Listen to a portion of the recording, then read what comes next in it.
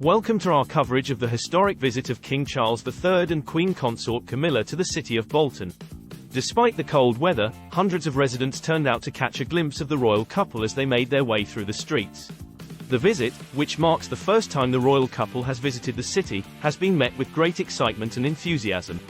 Join us as we take you through the highlights of the visit, including their arrival at the City Hall, their tour of local landmarks, and their meeting with members of the community.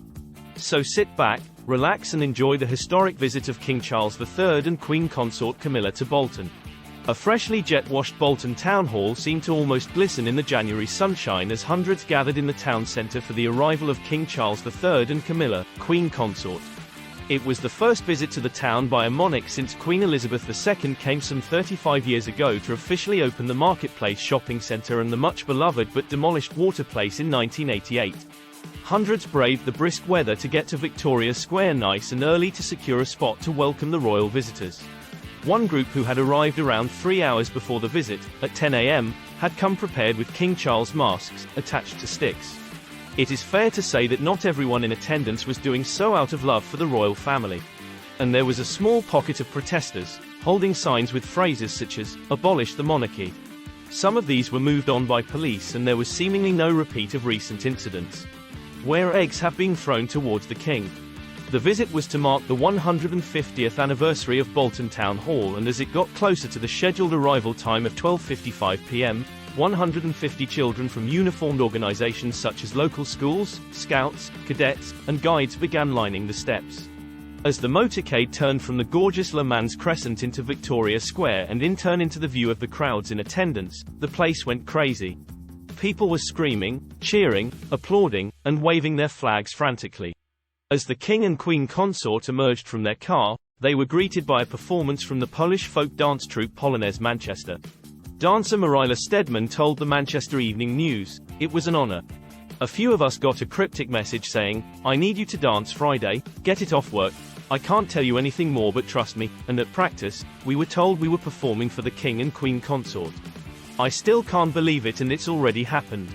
Some of the kids who met the royals were from Lostock Primary School, and one young girl who shook his hand excitedly said, "I don't think I'm ever going to wash my hand again."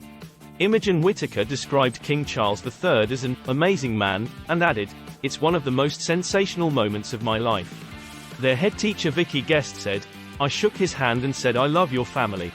I was incredibly overwhelmed, I was so excited. I'm so over the moon that we got the opportunity to meet him, and the kids are so happy. He said it was lovely to meet us all. I'm proud of Bolton today, the town is looking its best." Once inside the town hall, one of the first people that the King and Queen Consort were introduced to was Yaroslav Tymchyshyn, the chairman of Bolton's Ukrainian Cultural Center. He said, "It's been exciting and emotional because I've had to relay to His and Her Majesty some of the sad events of the past 12 months.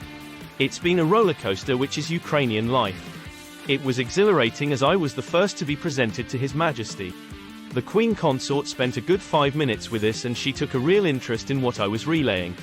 They genuinely were so interested to hear about the painting, and I got the impression that they were Lowry fans.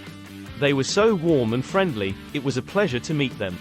The King and Queen Consort met representatives from community groups, charities, schools, sports teams, and public services.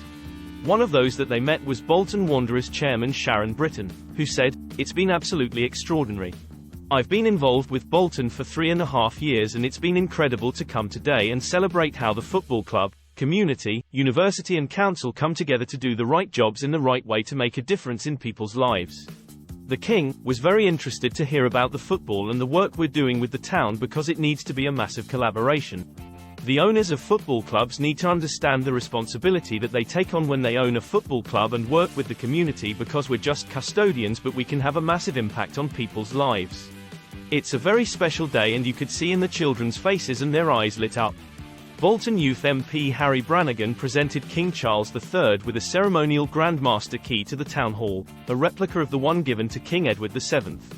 The youth voice in Bolton is really important, and it is good that so many children and young people were involved today, Harry said. The King spoke to me about school, and I presented him with the ceremonial key.